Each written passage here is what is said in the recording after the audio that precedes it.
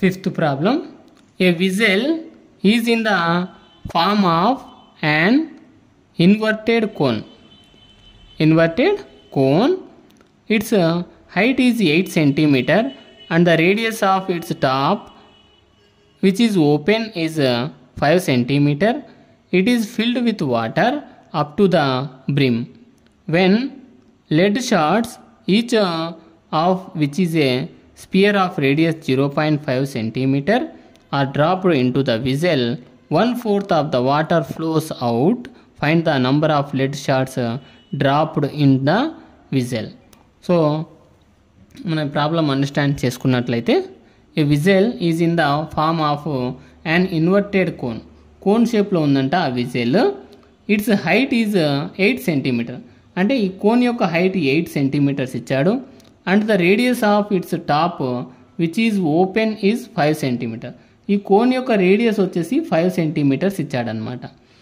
It is filled with water. ఈ cone అనేటువంటిది వాటర్తో ఫిల్ అయి ఉంది. To the brim.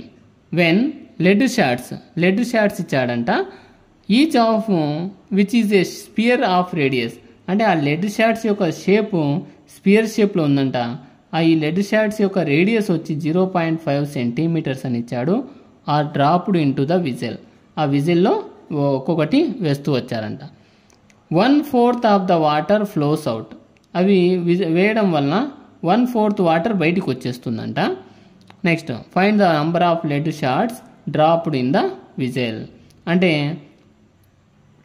ఆ నంబర్ ఆఫ్ లెడ్ షార్ట్స్ దాంట్లో విజెల్లో ఎన్ని ఉంటాయో ఫైండ్ అవుట్ చేయమంటున్నాడు ఇక్కడ. సో ప్రాబ్లంలోకి వెళ్దాం మనము. Cone shape, main figure shape cone. Radius r ఎంత 5 అని ఇచ్చాడు. హైట్ హెచ్ 18 ఇచ్చాడు అనమాట.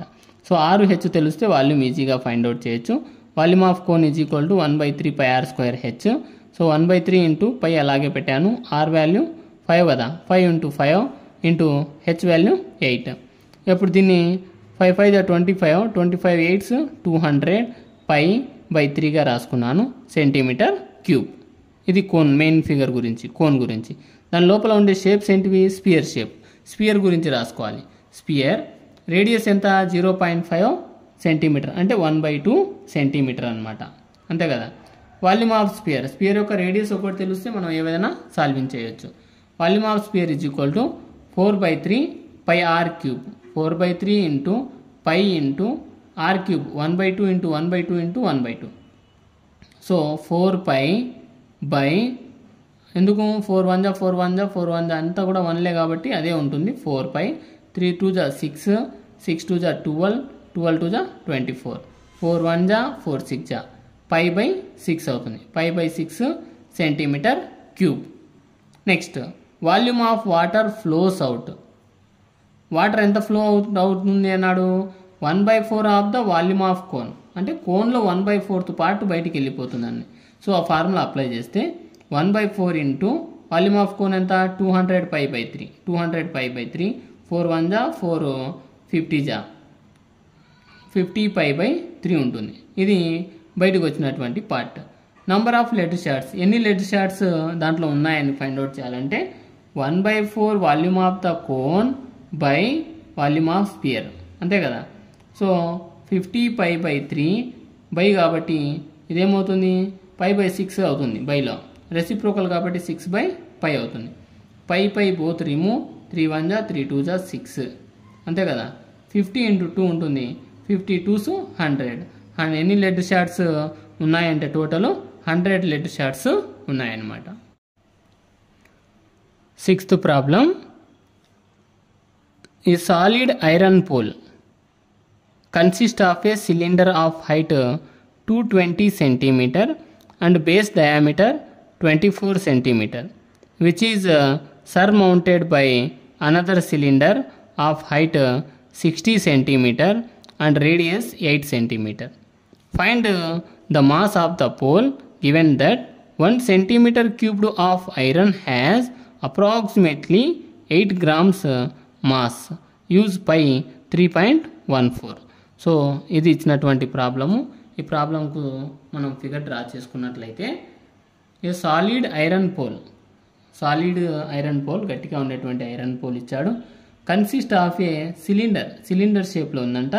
దాని యొక్క హైట్ వచ్చి 220 సెంటీమీటర్, అంటే ఒక సిలిండర్ యొక్క హైట్ 220. బేస్ డయామీటర్, దాని యొక్క డయామీటర్ వచ్చేసి 24 సెంటీమీటర్స్ అంట. Which is surmounted by another cylinder, దీనిపైన ఇంకొక సిలిండర్ ఉందంట. ఆఫ్ హైట్ 60 సెంటీమీటర్, ఆ సిలిండర్ యొక్క హైట్ 60 సెంటీమీటర్, రేడియస్ వచ్చి 8 సెంటీమీటర్. అంటే ఇది స్మాలర్, ఇది లార్జర్ అనుకోవాలి. Find the mass of the pole, ఈ పోల్స్ యొక్క మాస్ ఫైండ్ అవుట్ చేయాలి. Given that 1 centimetre cube of iron has approximately 8 gram mass. ఎప్పుడైతే మాస్ కనుక్కోమంటాడో ఇండైరెక్ట్గా వాల్యూమ్ ఫైండ్ అవుట్ చేయాలి అని మీనింగ్. సో ఫస్ట్ నేను స్మాలర్ సిలిండర్ తీసుకుంటున్నాను. స్మాలర్ సిలిండర్ తీసుకుంటే రేడియస్ హైట్ రెండు తెలుసు. రేడియస్ 8, హైట్ వచ్చి 60 centimetre. Volume pi are square h అవుతుంది. Pi into are value 8 into 8 into h value 60. So pi అలాగే ఉంది. 8 8 64, 64 60 3840 పై అవుతుంది సెంటీమీటర్ క్యూబ్ స్మాలర్ సిలిండర్ యొక్క value. Next larger cylinder, diameter D తెలుసు ఇక్కడ 24 సెంటీమీటరు. అప్పుడు రేడియస్ ఏమవుతుంది, d/2 కదా, 24/2 12 సెంటీమీటర్ అవుతుంది. Height H is equal to 220 centimetre. Volume is equal to pi are square H. Pi into are value 12 into 12 into H 220 centimetre cube. So 12 12 144, 144 into 220 31680 pi centimetre cube అవుతుంది. ఇది smaller, ఇది larger. ఈ total figure solid figure యొక్క volume కాబట్టి smaller add చేయాలి, larger add చేయాలి. So volume of solid iron pole is equal to volume of smaller cylinder plus volume of larger cylinder. So add చేస్తే 3840 pi plus 31680 పై. So add చేస్తే 35520 పై అవుతుంది. So పై value క్వశ్చన్లో మనకు 3.14 అన్నాడు కాబట్టి ఇక్కడ రీప్లేస్ చేస్తే మనకు 1,11,532.8 సెంటీమీటర్ క్యూబ్ వస్తుంది. వాల్యూమ్ ఎప్పుడైనా క్యూబ్లలో ఉంటుంది. 1 సెంటీమీటర్ క్యూబ్ యొక్క వాల్యూ ఏమన్నాడు, 8 గ్రామ్స్ అన్నాడు అనమాట. So the mass of 1 centimetre of cube of iron is equal to 8 gram. The total weight of iron pole is equal to, అంటే దీనికి ఇంటూ 8 చేయాలన్నమాట. 1,11,532.8 ఇంటూ 8 చేస్తే 8,92,262.4 గ్రామ్స్ వచ్చింది. సో గ్రామ్స్ను మనము కేజీలో కన్వర్ట్ చేయాలంటే బై 1000 చేయాల్సి ఉంటుంది. సో 892.2624 అవుతుంది కాబట్టి 26 వరకు రాసుకున్నాను కేజీ అప్రాక్సిమేట్ వాల్యూ.